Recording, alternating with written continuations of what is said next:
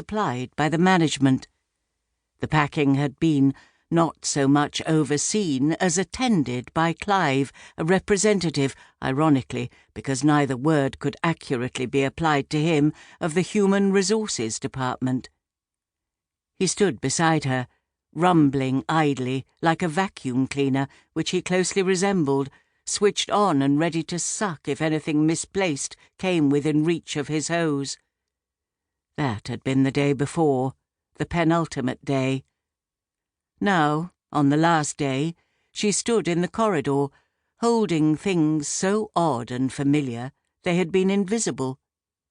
The plastic frog stuck to the side of her computer monitor, the postcard of a building in New York pinned to the corkboard, a calendar from an overseas charity with 6 more pictures of starving children still to come, a mug with a picture of a hedgehog on top of a scrubbing brush and a brown deposit welded to the bottom, a paper knife with what looked like teeth marks in its bamboo handle, a purple scarf that had been tied to the handle of a filing cabinet for so long it had faded along its exposed length and only revealed its original shocking depth of colour on the inside of the knot, a photograph of a team-building exercise, the participants all in hard yellow hats, standing under a cliff, holding up ropes in triumph, though whether after or in anticipation of an ascent or descent she could not remember. She nearly dropped this in the bin, already full of discarded good luck cards. But closer scrutiny revealed that no one in the picture was recognisable as an individual, though she could pick herself out as the only woman in the group. So she used it as a tray on which to pile the rest of the rubbish. The door shut with a hiss from its automatic closure system. The nameplate, Eve Warburton, Planning, swung towards her, stopping inches from her nose. Had she had a hand free, she might have defaced it in some way, but in the circumstances she just leaned forward and gave it a kiss.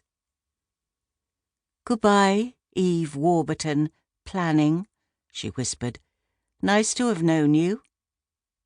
First the scarf, then the frog, then the paper knife fell from her stack on the way to the lift. She recovered them all and stopped in the lobby to ask the receptionist for a carrier bag. The receptionist went to look in a cubicle in the wall behind her desk. Eve put her pile down on the counter and watched the oil circulating in the installation designed to impress the visitor with the technical brilliance of the Rambush Corporation's engineering and manufacturing capability, its mastery of pumps, pistons and valves. Her eye caught the plastic sign on it, which read, "Constructed from production parts." Eve took up the paper knife and levered this off, one final souvenir. She pushed it down the front of her skirt. The girl returned with a disposable carrier bag from the local sandwich outlet. "It's all I can find." "It will do," said Eve. It was hard to stop the pilfered notice sliding out as she loaded a carrier bag with small, odd-shaped items, until the receptionist, interpreting her clumsiness as evidence of emotional turmoil, did the job for her.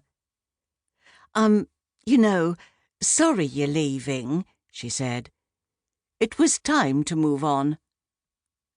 "I thought of you, having to work with all those men on the top floor. No one to have a gossip with and that." "They didn't have much of a feminine side, by and large," said Eve. "Oh, I know."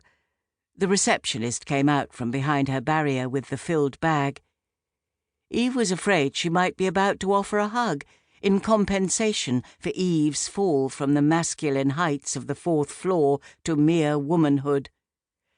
"Luckily for me, I'm on the masculine side of the feminine spectrum," she said. She turned left out of the building, towards where her car would normally be parked, indeed where it was parked. But even as her hand reached into her pocket for the keys, she remembered it was no longer hers. Company property. She could call a taxi, or catch a bus, or walk. She had no intention of going back.